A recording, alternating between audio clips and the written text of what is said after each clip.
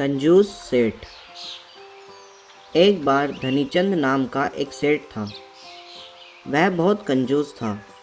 उसके पास कोई भी नौकर ज़्यादा दिन तक नहीं टिकता था, क्योंकि वह काम पर रखने से पहले नौकर के सामने 3 शर्त रख देता था, जिसको कोई भी पूरा नहीं कर पाता था।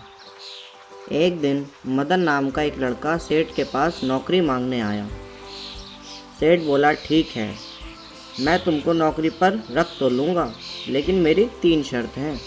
मदन ने शर्त पूछी।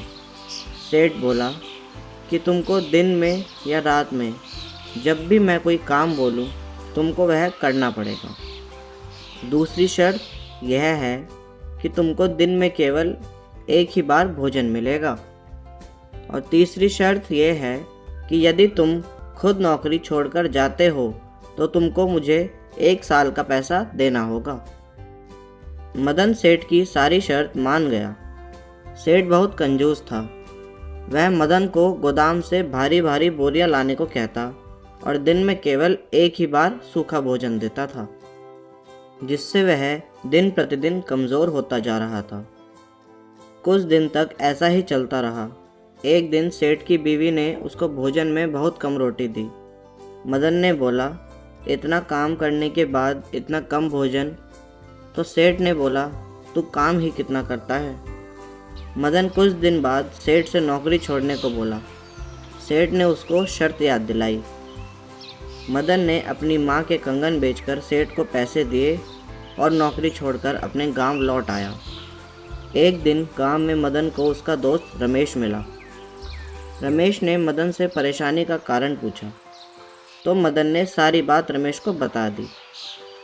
रमेश ने सारी बात सुनकर सेठ का पता पूछा और मदन को चिंता न करने को कहा। रमेश उस सेठ के पास गया और उससे काम मांगा। सेठ ने रमेश को भी वही 3 शर्त बताई। रमेश बोला, सेठ जी, मैं तो आपकी 3 शर्त मानने के लिए तैयार हूँ, लेकिन आपको भी मेरी एक शर्त माननी होगी। यदि आप मुझको नौकरी से निकालते हो तो आपको मुझे 1 साल की पगार देनी होगी। सेठ ने सोचा ऐसी नौबत नहीं आएगी और उसकी बात मान गया। रमेश कुछ दिन तक काम करता रहा। एक दिन सेठ रमेश को बोला, जाकर गोदाम से एक बोरी लेकर आओ, फिर उसमें ताला लगा देना। उसने सेठ को सबक सिखाने की सोची। उसने बोरी निकालने के बाद गोदाम का ताला बंद नहीं किया, जिससे चोर उसकी सारी बोरी लेकर चले गए। सेठ ने अगले दिन रमेश से पूछा, तो रमेश बोला, उसने तो ताला लगाया था, शायद चोर ताला भी तोड़कर ले गए। एक दिन सेठानी ने रमेश को बाजार से लकड़ी का गट्ठर लाने को कहा। लकड़ी लाने के बाद रमेश ने पूछा, यह लकड़ी का गट्ठर कहाँ पर रखूं?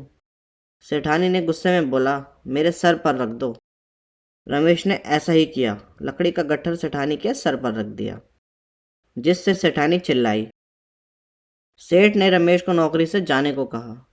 रमेश ने सेठ को शर्त याद दिलाई। सेठ उसको पैसे देने लगा। तब रमेश ने सेठ को सारी बात बता दी कि वह अपने दोस्त मदन का बदला लेने के लिए यहाँ आया है। उसने सेठ से मदन के पैसे लौटाने को कहा। सेठ ने रमेश को मदन के सारे पैसे लौटा दिए। रमेश ने गांव आकर पैसे मदन को दिए, जिससे मदन बहुत खुश हुआ।